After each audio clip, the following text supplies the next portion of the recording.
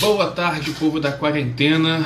Aqui é Hugo Medeiros, um maluco que não desiste, continua com essa coisa de falar sobre rock, falar sobre blues e tá aqui todo dia trazendo algum músico para vocês.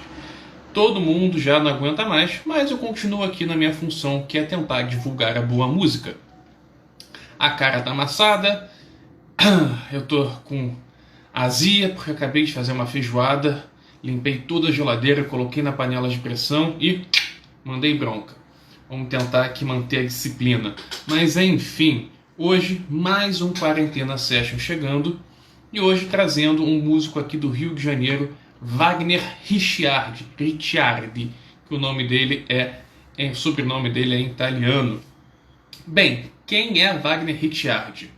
Vamos descobrir hoje.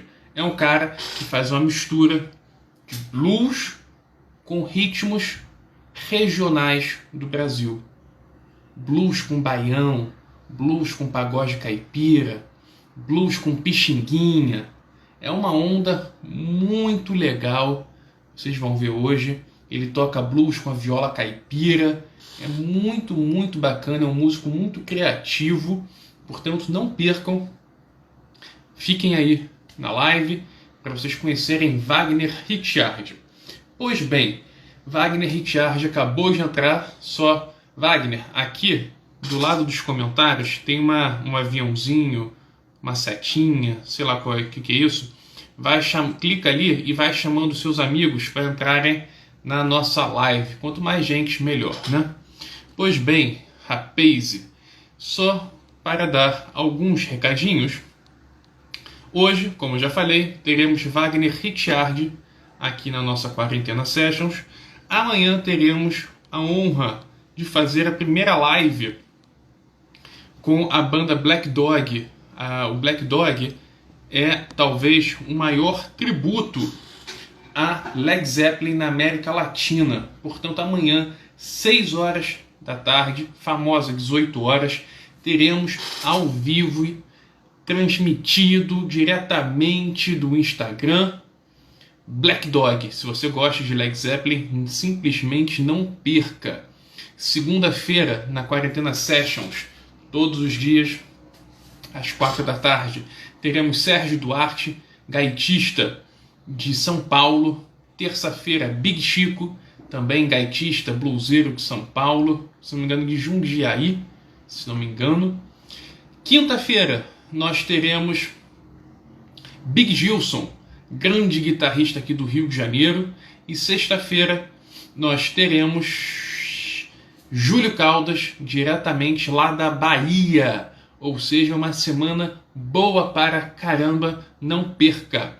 E amanhã teremos a nossa final da Copa do Mundo da quarentena. A final será Jimi Hendrix contra Led Zeppelin.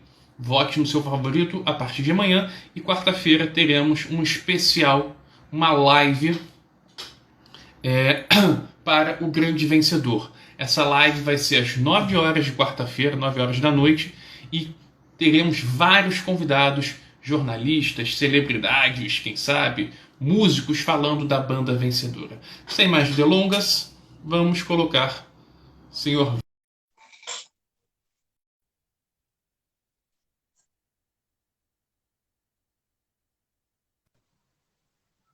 Fala, Wagner. Fala aí, querido. Tudo bom, gente? Alô, Coluna Blues Rock. Valeu, galera. Beleza? Beleza, beleza, tudo certo. Quer dizer então que é a primeira vez que você faz uma live? Não, faço nesse esqueminha Eu tenho feito algumas lives esses dias, né? Aí sempre tem um esquema diferente. Já fiz a live que para mim foi uma diferença entrar no site, né, no Instagram de outra pessoa, né? No caso foi do Food Park, da rede toda. E fiz as minhas. Fiz pelo B2 Regional Blues, fiz pelo Wagner Ricciardi, tenho ao vivo em casa, hashtag acústica em casa, da região serrana toda, fiz também, foi ótimo. Então, eu já estou na minha quinta. Mas esse de fazer com os dois aqui é a primeira vez. Épocas Beleza. diferentes, né? Legal que eu tô tirando a virgindade aí de muito músico aqui nas lives. E eu mesmo também, eu só fui descobrir essa ferramenta de live agora durante a quarentena. Por isso que eu só comecei a fazer isso agora, né? Exatamente, exatamente. Acho que tem um montão de gente na mesma situação, né? É, Estava com o Pedro Friedrich, a gente estava discutindo, todo mundo discutindo como é que faz o melhor som, né? Então, todo mundo atrás de aparelhinhos, de coisa para melhorar o som da live, né? Porque a gente descobriu, por exemplo, que para fazer um som legal tem que tocar de pertinho, né? Para o som, senão fica um som muito sim, longe. E que não adianta, eu estou aqui no meu estúdio agora, mas não adianta eu botar o som do estúdio ao vivo, e porque o fone também não capta. Então, todo mundo correndo atrás desses métodos novos aí para essa transmissão. Quando isso tudo acabar, quando isso tudo acabar, eu acho que vai ser uma coisa que vai continuar, entendeu? Eu estou tendo acesso com os músicos. A gente, na nossa fanpage, a gente tem bastante gente de fora, né? Bastante gente dos Estados Unidos, principalmente. Festivais que a gente iria participar até em novembro agora. E está rolando esse lance de fazer essas lives também com os músicos de lá, entendeu? Tem músico na Inglaterra também. Então, essas coisas eu acho que vão continuar. Eu acho que o sistema vai aprimorar, ainda mais essa coisa de sincronia também. E olha, não se sim. assuste se daqui a pouco eu for fazer um show ao vivo e o baterista for ser de Singapura e o baixista vai ser da Alemanha. E vai todo mundo tocar junto. Eu acho que vai ser por aí daqui a pouco, mas ao vivão mesmo. Eu também acho que vai ser por aí. E é, eu digo mais, eu acho que essa quarentena, cara, se tem uma coisa positiva, claro que né, não é É, nada bom isso que está acontecendo, né? Mas sim uma coisa eu acho que positiva foi relembrar à sociedade a importância dos músicos, porque há um tempo já que o público tem deixado de consumir a música ao vivo por achar que o streaming resolve. E nessa quarentena, todo mundo enclausurado em casa, eu acho que mostrou novamente para a sociedade, isso quando eu digo sociedade, é Rio, é Brasil, é no mundo todo, é um sim, sim. fenômeno mundial. Mostrou novamente que, cara, não dá para viver sem música ao vivo. Então, é por isso que eu estou fazendo essas quarentenas sessions aqui.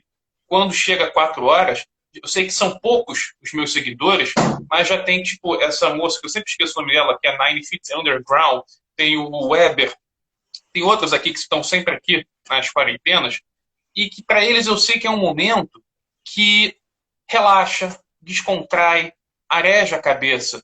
E é por isso que eu sempre faço questão de falar, Wagner, eu só posso agradecer a vocês, músicos, por estarem se esforçando para nos dar esses momentos de desanuviar a cabeça. Né? Sim, É sim. importantíssimo o trabalho de vocês.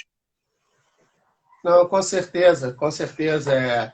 Olha, as mensagens, algumas, eu vou te dizer assim, dão nó na garganta, porque é emocionantes, assim, algumas mensagens que eu recebi durante essas lives, entendeu? De gente que estava sozinha, gente muito me tocou. Eu me lembro da moça Karina, ela falando, poxa, eu tô com um pai em casa, tô tendo que tomar conta, e ele parece que estava com suspeita de estar com a gripe também. E ela falando, olha, e está sendo tão bacana esse momento de acalanto, meu pai está te escutando, está todo mundo na sala te vendo, e está sendo um momento tão bom para a gente está revivendo isso. Ou seja, fora dela, alguns outros assim parecidos, e falando dessa necessidade de ter a música, e não adianta, né? Você tem Spotify, você tem o que você quiser, a hora que você quiser, mas com certeza não é a mesma coisa, né? E mesmo a gente estando fazendo a live sozinho, é engraçado, né? A gente, Sim. olha, não é papo esotérico não, mas você sente as pessoas, você sente a galera, você sente quando tá quente, você sente quando tá indo mais assim, quando tá explodindo. É bem novo, é uma experiência bem diferente, mas prova isso tudo aí que você está colocando, com certeza, a necessidade. E também, me permita estender aqui um pouquinho, eu li ontem de um poeta, ele escrevendo um artigo, aí ele colocou assim, as pessoas prestam mais atenção, sabia? Às vezes não é, às vezes que nem o ao vivo, que tanta coisa atrapalha, atrapalha que eu digo assim, às vezes em pubs, assim, eu estou falando, as pessoas com outras atividades, né, fazendo outras coisas, ou prestando atenção em outras coisas, e aqui eles focam na música. Realmente você passa a conhecer um pouco mais o artista, né, e entender mais o que está sendo colocado. Isso foi dito pelo Poste no Poste, Jim Fonseca, poeta. É, ele estava É escreveu. isso que você falou.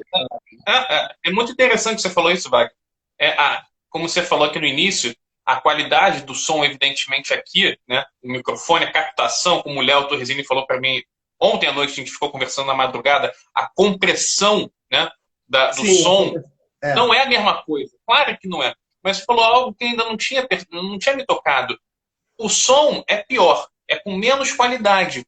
Mas você tem razão, tem menos distração, tem menos coisas acontecendo ao nosso entorno, né? Não tem a mesa cantando parabéns, não tem o cara bêbado que está gritando, não tem Pedindo o aquela coisa garçom que que não tem. passa na frente. É perfeito. Eu realmente não tinha me ligado em relação a isso. É, tem funcionado assim. As pessoas entendem mais o que você quer falar, elas têm noção mais. Não, você não está tocando Jimi Hendrix e o cara pede para você tocar sei lá, um samba do não sei quem, né? Ou seja, só por estilos, não que um seja melhor do que o outro, mas estilo totalmente diferente. Ele não está entendendo, né? Você está pintando um quadro todo sombrio e o cara te pede para você botar a luz. Sim. Não é, né? Você está falando sobre futebol e o cara te pergunta sobre tênis. Aí não... Enfim, é uma questão de você não é uma questão nem de valorizar, é de você se permitir, sabe? Às vezes eu acho que as pessoas estão num lugar e não se permitem saber onde estão. Se você está numa exposição, se você foi ver quadros, se você se deixar entrar, se você leu sobre o que são aqueles quadros, qual a intenção, o contexto, né? Tudo tem que ser Sim, contextualizado. É a mesma sim. coisa do que você lê, do que você assiste e do que você escuta, né? Então, até às vezes a pessoa vai lá e começa a pedir, toca isso, toca aquilo, assim, quando você está fazendo um show temático, por exemplo, e você às vezes pergunta, poxa, experimenta 5 minutos escutar o que a gente está tocando, o que a gente está propondo. É exatamente, talvez você não conheça. Esse talvez seja o propósito, né? É a gente que está É. cantando. Você vai escutar, escuta um pouco, vê como é que vai ser isso, como é que vai ser essa experiência nova, de repente, de você não saber, não conhecer a música, né? Esse é um problema muito das coisas autorais, né? Que as pessoas... É uma tradição, uma cultura meio nossa, né? Aqui, meio Brasil, né? De não permitir essa coisa do ao vivo. As pessoas pedem coisas autorais. Eu não sei se eu saí. Então, as coisas autorais têm um pouco dessa dificuldade, Pode falar. porque não É permitem verdade. escutar. Eu acho mesmo que a gente está num momento de revaloração dos músicos, e não apenas dos músicos, mas eu abro ainda mais a questão de muitos valores que a gente tinha se esquecido e deixado lá atrás. Mas, enfim, vamos passar esse papo um pouco tanto quanto filosófico, vamos para o que interessa. Wagner, te conheço aqui da noite aqui carioca, te vi pela primeira vez no extinto Beer Joe Rock Bar, bar aqui na Barra da Tijuca, e ali, cara, foi muito bacana, porque antes de falar do seu projeto atual, mas ali eu vi que você é um cara que você não é só fechado no blues e não é fechado só no rock. Você é um cara muito ligado em música com M maiúsculo, né? Então eu gostaria de perguntar para você, como é que começou a sua relação com a música? Minha relação com música. Olha, eu morei alguns anos fora, morei 2 períodos fora do Brasil durante vários anos, mas o primeiro foi, olha, como começou, foi na Inglaterra. Primeira vez eu fui bem pequeno, fui para morar, e eu me lembro que meu pai chegou em casa com uma fita. A gente morava junto na costa da Inglaterra, mas perto da costa da França. Você consegue ver, assim, em dias mais claros, você via, assim, as mães iam fazer compra, né, nos fins de semana na França, porque era mais barato, aí voltava com a barca, né? Era uma coisa bem próxima.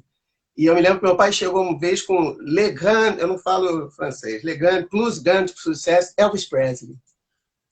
Aí ele me deu aquilo, eu não sabia, e por acaso ele me deu aquilo, porque ele falou, olha, seus primos estão vindo aí para visitar. Eram os primos mais velhos que estavam vindo, e olha o que eles viram. Primos deles, né? Mas eram mais novos que eles, garotões. Eles vieram ver, viram em primeira mão. Iron Maiden em pub, em pubzinho.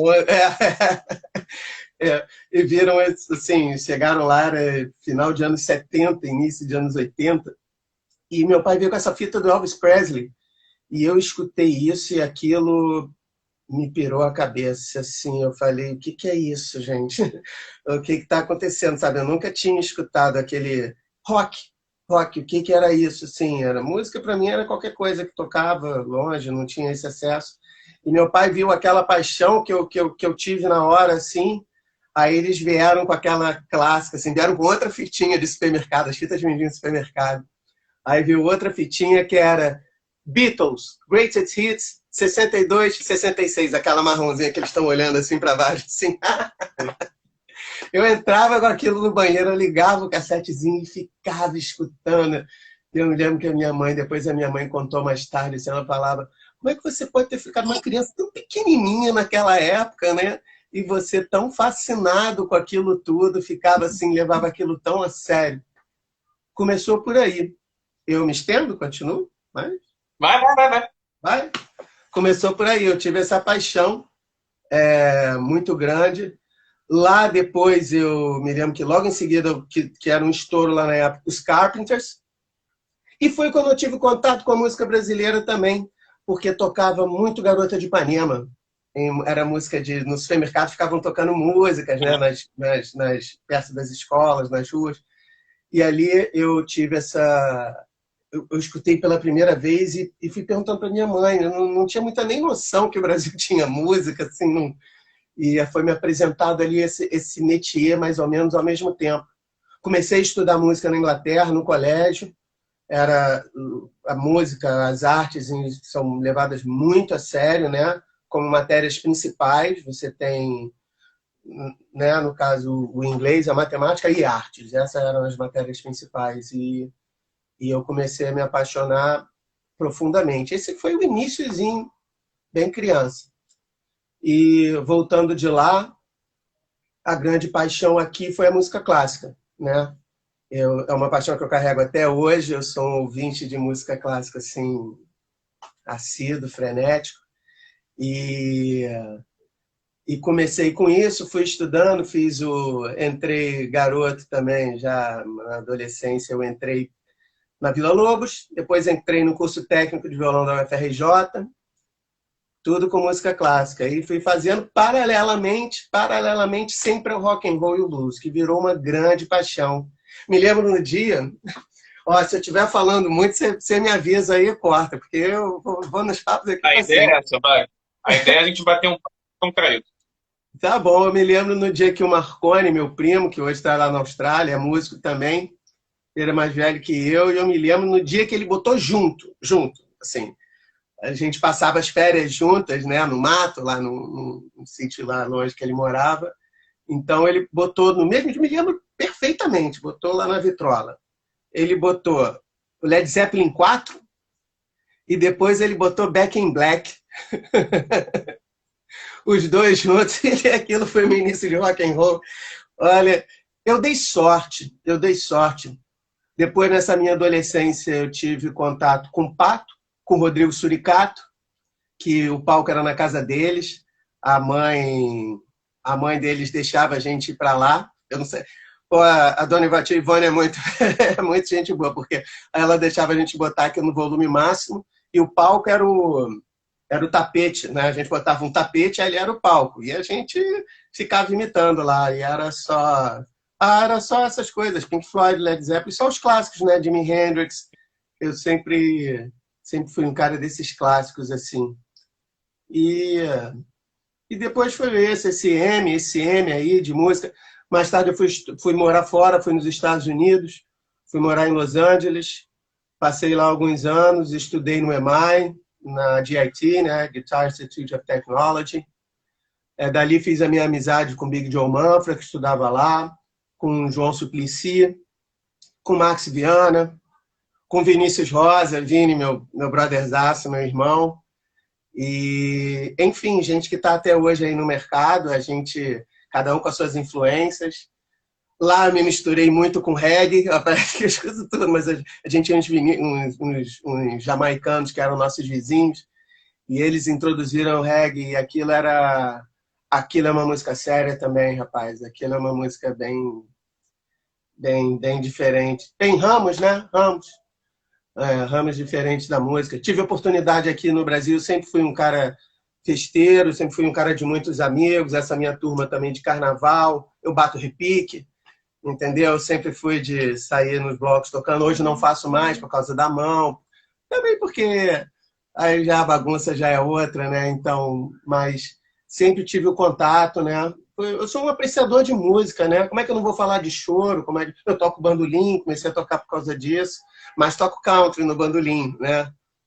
Enfim, eu não sei se você vai entrar pelos instrumentos depois, mas essa foi e está sendo a minha viagem musical, sabe? Eu não acredito em fronteiras de música. Eu não acredito em música de gringo e música brasileira. Isso eu acho um pecado com a gente mesmo, tá? Isso eu acho, me desculpa aqui a coisa política, vem desde 1800 e tal, com essa coisa nacionalista de nós somos os melhores, nós somos o país daquilo. Nós não somos.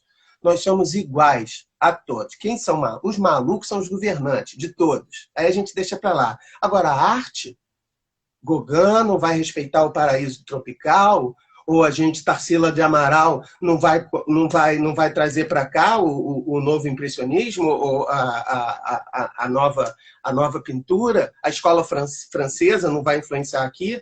Os ingleses, que, né, trouxeram a maioria das bandas de dinossauros são ingleses, mas eles não inventaram rock and roll. Eles estão mais longe dos Estados Unidos do que a gente. E eles foram lá e, com uma naturalidade, beberam, retransformaram, botaram a linguagem deles. E como eu acho que aqui no Brasil, às vezes, não é permitido. A gente, quando fala de Raul Seixas, o rei do rock and roll, porque ele fala muito de Elvis, fala muito dessa coisa, mas às vezes você na íntima com outros músicos, se não tiverem músicos que às vezes, pessoas da arte em geral, que não têm essa cabeça muito aberta, confundem arte com política, confundem arte com regiões, com fronteiras. Se você perguntar para o nosso índio onde é que ele mora daqui até lá. E lá já é Bolívia, já é Venezuela, perdão. Já é outro, e ele não considera, ele não entende como Brasil ou como Venezuela, não entende como nada disso. Ele entende como a terra dele. Arte se entende como isso. Onde você foi influenciado. Se você pegar o francês e trouxer ele com 2 anos e ele for morar na Mangueira e só escutar samba todo, ele vai bater samba que nem o cara da Mangueira. Isso não vem no sangue. Essa coisa, isso não existe. Isso pode vir em genes, sei lá, de onde vem. Mas, não, por favor, artistas, não respeitem fronteiras, não protejam fronteiras. A gente não precisa se proteger, porque a gente faz o que a gente é. A música contemporânea é a gente. A arte contemporânea é a gente. Não é o que a gente lê que os outros fazem. É a gente. São as nossas influências. É isso aí. Eu sempre... Perfeito. Essa é a minha bandeira atual. Não, e é uma bandeira que eu, por muito tempo, eu, roqueiro xiita, roqueiro radical, eu tinha dificuldade de compreender. Todo mundo. Motorhead. Então, eu tinha essa dificuldade. E vocês, músicos, me ajudaram, na verdade, a me fazer compreender e apreender esse conceito de que tudo é música, e essa coisa do rótulo é uma coisa que foi feita pelo mercado para vender disco. Esse aqui é a prateleira clássico, esse aqui é a prateleira blues, esse aqui é a prateleira tal. E não é assim, música é música. Um cara que eu amo entrevistar, e cada vez que ele me entrevista eu saio assim renovado, é o Carlos Malta. O Carlos Malta Carlos Malta me falou uma vez: Hugo, não existe esse negócio de música erudita e música popular. Se você pega hoje, tan, tan, tan, tan, tan, tan, tan, tan, você vai falar que isso não é popular? Claro que é popular. Então, se esquece, não se prenda a rótulos. E vocês, músicos, têm me ensinado isso. Aliás, tan, tan, tan, tan, tan, tan, tan, tan, Beethoven, essa coisa só ficou popular porque era super popular na época, porque era a música da época. Pode soar, às vezes, diferente para quem não escuta, porque não é temporal aqui. Mas só é popular porque sempre foi popular.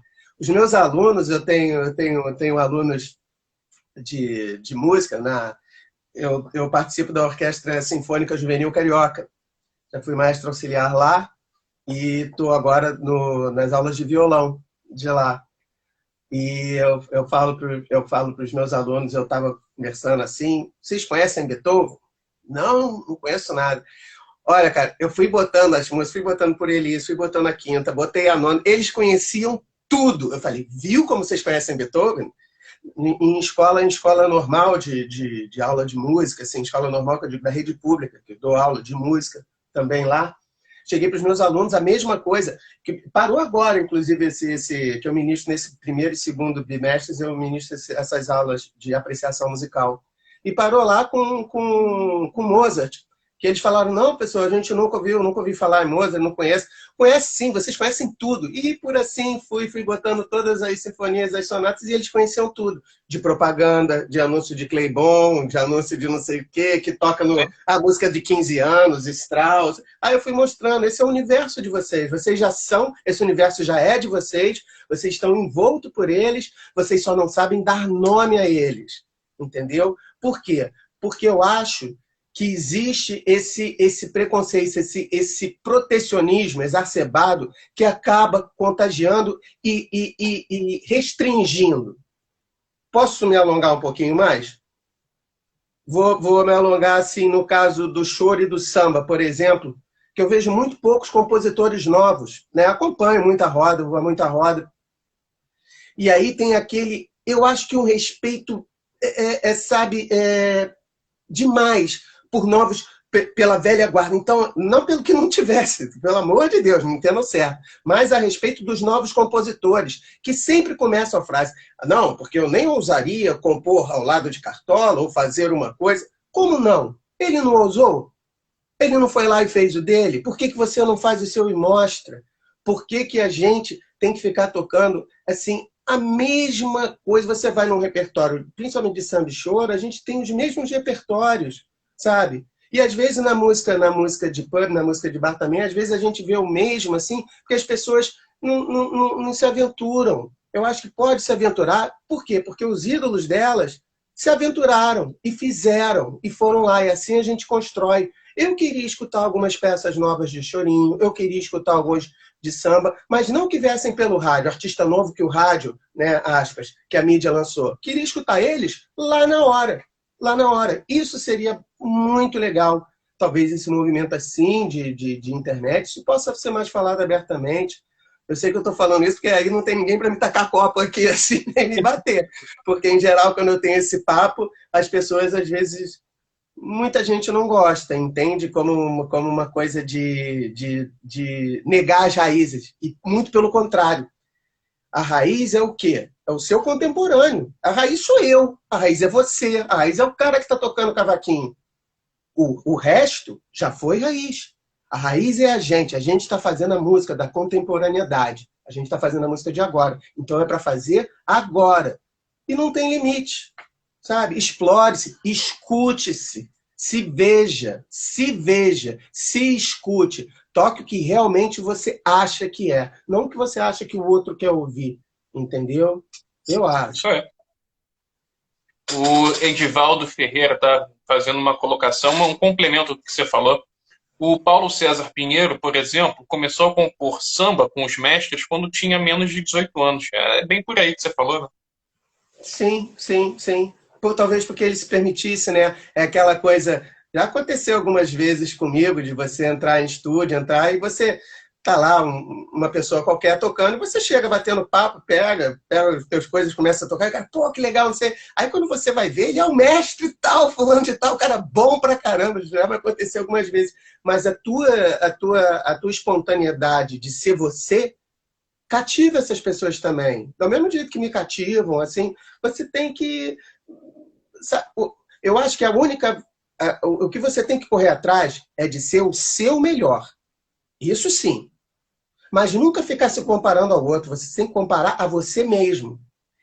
Esse é o meu máximo, é aqui que eu posso chegar, é aqui que eu estou me escutando, eu estou sendo sincero em todas essas notas, no meu approach.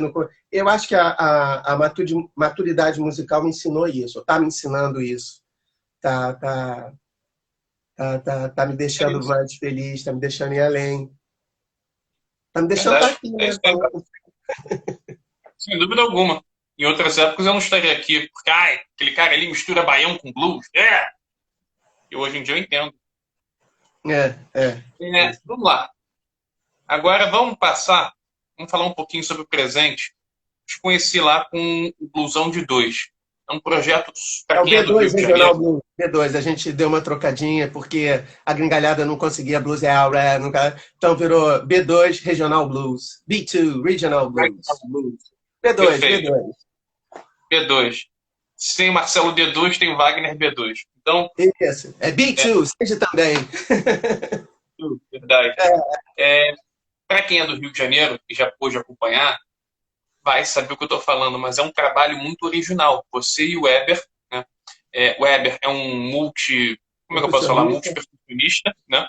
E o Wagner nas cordas. Daqui a pouquinho a gente vai ver o arsenal dele aí. Mas é um projeto muito interessante, porque eles tocam rock, mas com uma citação pixinguinha, e vão do Luiz Gonzaga para tocar Muddy Waters. Eles fazem esse caldeirão de ritmos, justamente transcendendo as barreiras, as fronteiras. Então, gostaria que você falasse, Wagner, como é que nasceu o B2? O B2 foi um convite do Weber Capelli para fazer uma gig com... Tinha um show que o Rangel do blues aí, né, que uma figura tão conhecida do blues, que agitadora aí cultural. Então ele chamou a gente para inaugurar uma casa que se chamava O Pecado Mora ao Lado, esqueci o nome ali, na Vila Mimosa. Na Vila Mimosa. Nasceu na zona, né? Então a gente foi fazer uma inauguração lá com um Berheld, baixista, contrabaixista acústico, que era do All Brass Quartet, né? Lá do Grenirata. Então era o Berheld, o Weber Capelli chamou o Berheld e me chamou. Eu confesso que eu não levei a menor fé. Era uma gig de blues, a gente ia lá para tocar um pouco de rock. E a gente foi lá, se reuniu, fizemos o primeiro show. E foi um show legal, foi normal, atendemos as expectativas lá, inaugurou a casa, foi tudo bacana. E depois o Weber continuou com o papo. O Weber é um cara, até é um cara que eu acho que você podia convidar para estar aqui, porque é uma enciclopédia musical de ritmos, uma cultura musical assim incrível. Aí ele chegou e começou com esses papos de outros ritmos e tal, mas que a paixão dele era o rock, era o blues, e eu tive essa compatibilidade aí com ele. Né? E fomos falando de outras coisas e a gente começou a trocar um som. Eu fazia algumas coisas para o Biergarten, eu fui contratado deles para rodar a rede, então fazia meu show de blues, contratei ele começou a fazer umas segundas vozes, ele chegava lá com pandeiro, chegou com pandeiro, falou que tinha que ser mais baixo, então eu vou levar um pandeiro. E aquilo foi soando legal, o pandeiro com isso foi ficando mais diferente, e dali a gente começou a fazer alguns shows, já demos um nome, né? Um nome para o projeto e começamos a fazer alguns shows e isso foi evoluindo e a gente até tentou, a gente viu algumas pessoas assim que tinham algumas coisas mais ou menos na linha, mas o que a gente tentou e o que a gente pesquisou foi que a gente encontrou as sonoridades similares, as similaridades, entendeu? Das coisas. E porque a gente não queria chegar e fazer um rock, que aí vira um baião, que aí vira um rock, que aí vira um coco. Então, essa não era a ideia. A ideia era simplesmente misturar, fazer um blend dessas escalas, onde estava o comum. O Adriano Gifone, baixista, que, poxa, viu um vídeo da gente, Adriano Gifone, um dos maiores baixistas do Brasil, né? Acompanhando todos os mestres internacional, né? Ele comentou e falou, olha que lindo esse trabalho que vocês estão fazendo, a unificação, e a gente no estúdio dele, a gente viu os métodos dele, que inclusive o método oficial da Berklee School of Music para a música brasileira é escrito por ele e já está lá há 19 anos, é o método oficial da Berklee School of Music, escrito pelo Adriano Gifone. E ele veio, olha, o meu método fala exatamente isso, dessas fusões, desses estilos musicais. Se eu fosse falar aqui para vocês, né, a gente concluiu que isso tudo começou na década de 1880, quando o centro da cultura era na França, né? E veio junto com a coisa de literatura, com a coisa da pintura, até chegou aqui, né? Foi chegando, ela vem chegando aos poucos, né? A comunicação era muito mais lenta. Então, esses 40 anos, até chegar aqui em 1920, até aportar também nos Estados Unidos, até aportar na música caribenha, ela veio trazendo essa gama nova de influências europeias, mas transformadas pela nossa americanidade aqui, né? Dessas Américas aqui, Norte, Central e Sul. E foi nisso que a gente se aprofundou, foi exatamente no encontro de escalas. Que o baião é a mesma batida que rock, que tem coisa, isso o Gonzagão já falou. Aliás, eu encontrei o Gonzagão falando isso, só que ele fala iê, iê, iê, iê, iê, e baião tem tudo a ver, como ele falava. Raul Seixas, acho que foi o cara que mais transpôs isso, mas a gente foi, acho que o original do B2 Regional Blues foi ter ido atrás não só dos ritmos, mas das escalas, de sonoridades, assim. E foi assim que nós agora tocamos em festivais, aí a gente está indo muito bem, graças a Deus. Inclusive com convites internacionais. A gente já estaria até se apresentando esse ano, mas vai ficar para o ano que vem. Muito legal. Inclusive, eu gravei um vídeo de vocês lá no Beer Joe. Tem uns 2 ou 3 anos isso, acho que foi 2017, talvez. Foi e bem tem uma lindo, música tem a música que eu gravo de vocês, que vocês começam com Rolling Stones e terminam com Carinhoso do Pixinguinha. É algo, eu acho fantástico, cara. Eu acho muito legal essa proposta de vocês. Sim, foi. A gente teve algumas, né? A gente quis pegar, eu queria fazer a coisa brasileira, né? Pegar alguns ícones brasileiros. Tinha o Cartola, que a gente fez também, o Pixinguinha, o Gonzagão, o Dominguinhos. Então a gente foi pegando. A gente chegou a fazer os textos instrumentais até no Festival de Primavera, Festival da Serra, que a gente fez Ernesto Nazaré, enfim, o Éder sabe falar melhor que eu. Fizemos esse Tom Jobim, fizemos esse repertório todo com essas influências e vendo as similaridades. Aí volta a falar, acho que o que você deve ter notado, a gente não tentou juntar, a gente tentou ver o que elas tinham de parecido, de igual, dessa nossa americanidade que eu falo, né, de norte, centro e sul, e mostrar. A nossa escala, falando um pouco tecnicamente, a nossa escala mixolide é a mesma escala do blues, né?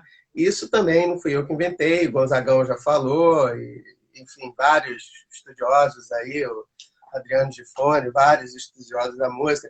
Jefferson Gonçalves, não posso deixar de citar o Jefferson, brother, e cara, muito me incentivou no blues, nossa mãe. Também muito nessa corrente aí de interferências, olha que legal, interferências, é isso aí, é isso aí. A gente procurou isso, essas simbioses, onde elas se juntavam. Muito legal, Wagner. Não, papo é que tá bom mesmo, papo é que tá bom. Você já te vi uma vez tocando blues com slide na viola caipira. Isso. Pode mostrar pra gente a viola caipira? Você tá com ela aí? Tô. Porque eu tô no estúdio, tô com tudo aqui. Aqui, a viola. Essa aqui é uma viola. Ela tem 10. Hã? Ela tem 10. Certo. A viola caipira tem 10 cordas. Eu uso com 9. Eu tiro, até falar aí para quem é Guitar Hero aí e tal, eu tiro a corda do meio, eu não uso ela dupla, não. Eu tiro para ela ficar só uma, porque aí justamente para me dar o slide, para me dar uma... Isso foi o meu jeito de tocar, né? Que eu fui evoluindo a minha técnica, e eu prefiro tocar com 9 cordas, para ter essa aqui solta e dar um pouquinho mais de espaço para a linha de slide. E mostra pra gente como é que seria o blues na viola caipira.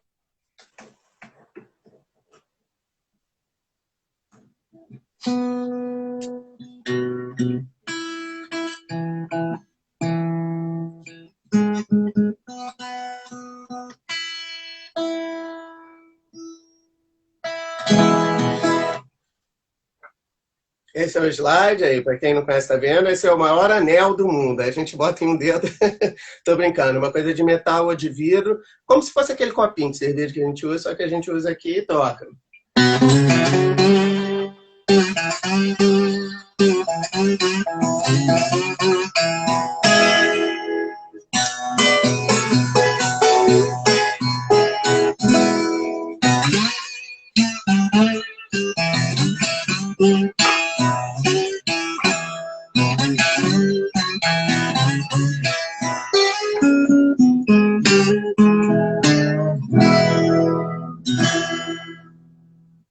Mais ou menos aqui assim.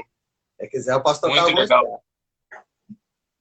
Agora, você também falou que toca bandolim. Isso, isso. Musicalmente, ou claro que tem muita diferença, mas na sua música, o que um te dá de diferente do outro? Olha, o bandolim nos trabalhos que eu faço, eu uso ele mais para tocar uma coisa mais chegada para o country. Entendeu? Eu uso mais nela. Misturo com algumas coisas de chorinho, algumas coisas de pixinguinha, mas eu faço ele basicamente com música country. Eu faço essa mistura. É nesse trabalho nessas fusões que a gente tenta mostrar, o bandolim tem essa função, tá? Que eu uso por aí. Eu uso ele mais Então, como bandolim. Bandolim, vamos lá.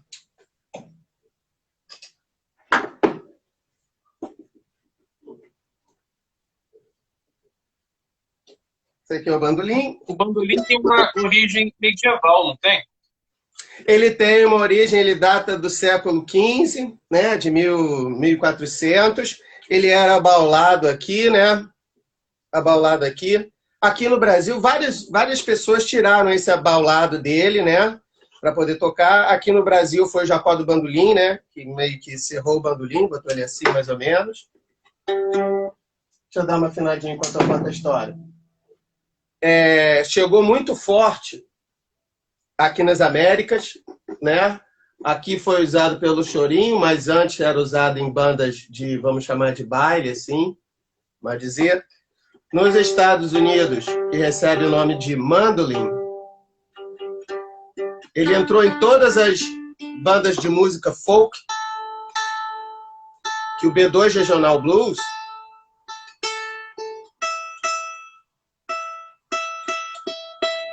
a gente, inclusive, o slogan do B2 Regional Blues é o folk e blues com assinatura da música brasileira. Então é isso que a gente faz. Às vezes eu esqueço de tirar o slide no show, não, e tocar o bandolim também. Então fica assim, ó. Vou tentar mais pertinho aqui.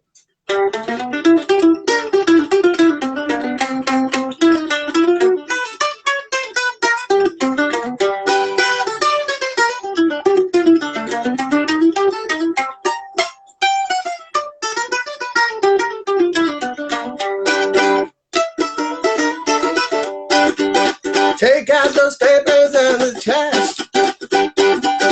Oh, you don't got no spending cash. If you don't scrub the kitchen's floor, you ain't got a rock and roll no more. Aí vai. Aí emenda com... Acredito que seja o Weber, porque ele tá aqui a conta do B2 Regional Blues está pedindo que você toque Mercedes-Benz da Janis Joplin. Lord, won't you buy me a Mercedes-Benz? My friend, Lord, I thought she's, and I must make amends. Work hard on my lifetime, no help from my friends. So Lord, won't you buy me a Mercedes-Benz? Oh Lord, buy me a Mercedes-Benz.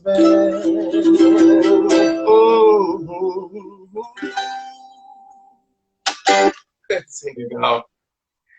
Tem gente, muitas pessoas estão impressionadas com o teu conhecimento musical, impressionadas como você conhece música. Isso porque vocês não viram nada. No dia que vocês sentarem com ele, tomar uma cerveja, aí vai soltar mais música ainda. Não, vai procurando aí. Pô, olha, pode acessar a rede aí, o Instagram, né? E o Facebook, é Wagner Ricciardi, ou o B2, só botar B2. B2 Regional Blues, não bota B2 que tem todos os vídeos. Tem lá também Coluna Blues Rock. Tem lá também o nosso canal do YouTube, que leva o mesmo nome. Tem todos os arranjos aqui feitos, e enfim. Depois você deixa eu tocar um pouquinho de música folk também. Toca aí então, já que pediu. Aí eu tenho que mudar o instrumento de novo, vai. Vai Fala lá. um pouquinho enquanto eu vou trocando. Então, enquanto o Wagner vai tocando aí, agora que está com bastante gente na live, dá aqueles avisos que não faz mal a ninguém. Hoje, o Quarentena Session, estamos aqui com Wagner Ricciardi, músico do Rio de Janeiro. Vocês estão vendo que é uma enciclopédia musical. Amanhã teremos, às 6 da tarde, tributo a Led Zeppelin com Black Dog, talvez uma das maiores bandas de tributo a É Led mesmo, Zeppelin da América é mesmo. Latina. Os caras são sinistros tocando Led Zeppelin. Amanhã, 6 da tarde. Segunda-feira, temos Sérgio Duarte, gaitista lá de São Paulo. Terça-feira, Big Chico, também lá de São Paulo. Quinta-feira, teremos grande Big Gilson, aqui às 4 da tarde também. E Aliás, sexta-feira nós teremos... hoje o Jornal Blues Ah. também. Já fez várias vezes com hoje. O Big Gilson, várias vezes legal. convidou. E sexta-feira, já que a gente está falando aí em mistura e tal, teremos um guitarrista lá da Bahia, que gosta também de tocar com viola caipira, gosta de botar baião no meio, que é o Júlio Caldas. Todos esses às 4 da tarde. E quarta-feira é a live especial da banda que vencer a Copa do Mundo, que está rolando no Coluna Blues Rock. Só entrar lá na página do Coluna Blues Rock e vai ver que está rolando uma Copa do Mundo. A final vai ser amanhã entre Jimi Hendrix e Led Zeppelin. O vencedor ganha uma live especial quarta-feira, 9 da noite. Quem vai ser o campeão depende de vocês. Enrolei bastante aqui, Wagner. Vai lá. Eu posso dar meu voto na Copa do Mundo aqui agora? Pode, não vai contar, mas pode. Então não vou dar não. Então eu vou deixar pra lá mesmo. Tá certo, tá certo. Ó, vou tocar 2 trechinhos aqui. Um pouquinho mais. Agora eu vou tocar um pouquinho mais do Seu Gonzagão, feito em blues. E depois eu vou tocar um trechinho de uma música folk aqui, bem com ponteado de viola caipira. Ponteado de viola caipira é isso aqui, ó.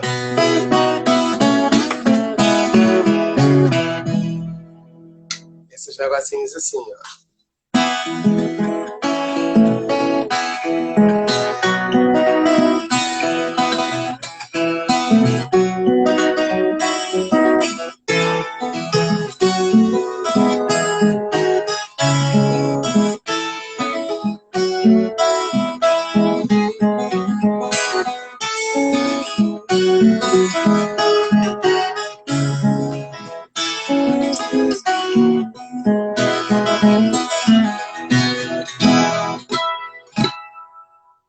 E outra música folk também, um pedacinho de música folk, com ponteado de viola caipira.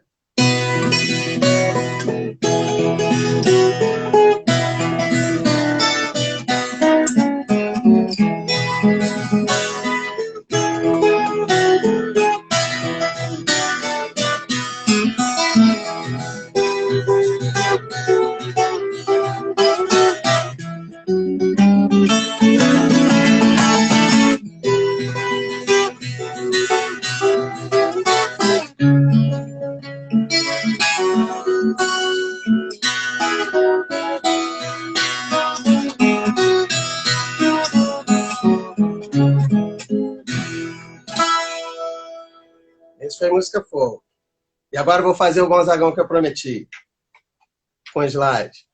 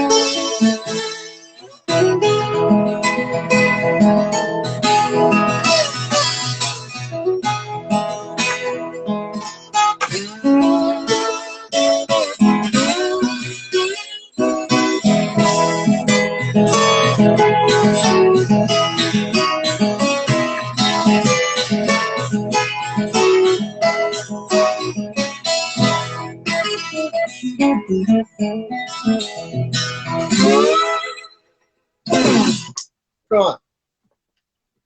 Eu falo Muito mais legal. o negócio aqui é pra...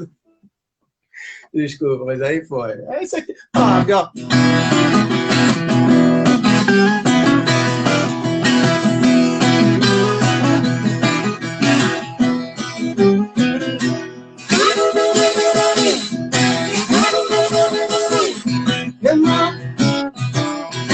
Baby, don't you wanna come home? Come on. Don't you wanna come home? To the same old place. Sweet home, Chicago.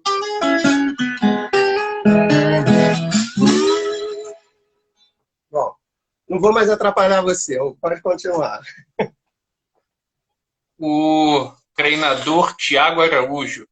Wagner, qual o melhor show que já fez com o Murushatiba?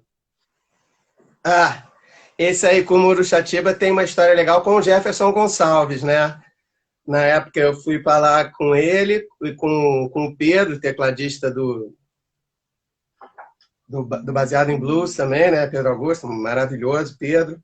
Aí o Jefferson me convidou, tinha sido o Big Joe Manfred no ano anterior, aí o Jefferson me convidou para fazer essa mini turnê, eram 10 shows lá.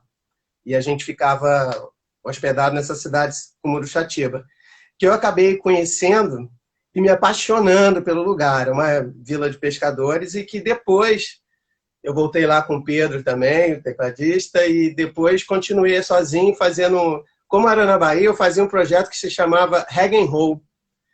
Tocava com Juliano Almeida e outro baterista que eram de BH, a gente se encontrava na Bahia, e aí isso era sul da Bahia, como Murushatiba.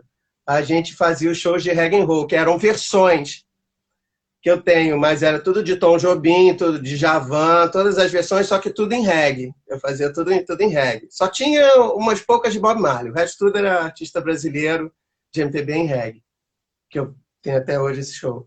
Aí, e fiz durante 8 anos em Murushatiba, a gente fazia shows na praia, que a gente era contratado, então era tipo luais imensos, mas paradisíacos, maravilhosos. Agora, para ele me lembrar de um, olha, eu acho que foi no mestre de capoeira, no mestre pé, que lá tem esse lugar, que era, mas foi daqueles, assim, de filme, sabe? Cheio de coqueirinhos, uma lua cheia imensa, maré vazante, assim, lotado, só vibe, só galera. Então, acho que esse foi... Treinador foi esse, então. Esse aí, eu escolho esse, da Mestre Pé. Eu que tenho uma pergunta agora para você, Wagner. Se tem, assim, alguma música típica, tradicional, regional do Brasil, que você sempre quis fazer uma versãozinha, mas que você ainda não fez? Olha, eu vou te falar de um compositor, porque eu nunca penso em músicas, né? Quando eu quero fazer uma versão, ou que eu vou fazer, eu montar um repertório, eu sempre penso no compositor, e aí eu vou lá e visito a obra dele. Mas que eu nunca queria, porque eu nunca queria, que eu sempre quis e nunca consegui fazer ainda, que eu acho que é um bluesman de primeiríssima qualidade pelas letras, seria o Noel Rosa. Eu já tive até a ideia de fazer um show inteiro de blues, arrastadão mesmo, só com letras de Noel. Eu tenho, onde eu moro aqui perto, um amigo meu, um amigo de 80 anos, e que conheceu, não o Noel, mas conheceu o Pixinguinha na casa dele, me mostrou fotos dele criança, né? E Pixinguinha na sala, com a mãe, com ele reunido, morava em Vila Isabel. Então ele me conta muita coisa ali sobre a Praça Vanhargem, quem conhece sabe do que eu estou falando.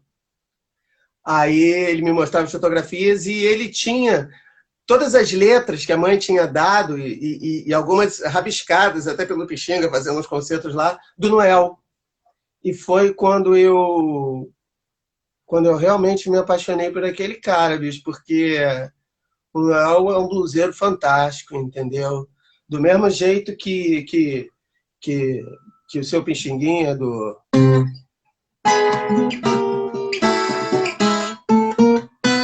meu coração.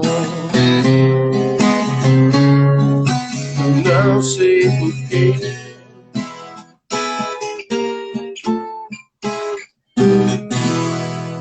Enfim, mas Noel Rosa. Demorei para responder mais isso. Eu queria fazer uma versão para Noel Rosa, nunca fiz. Não.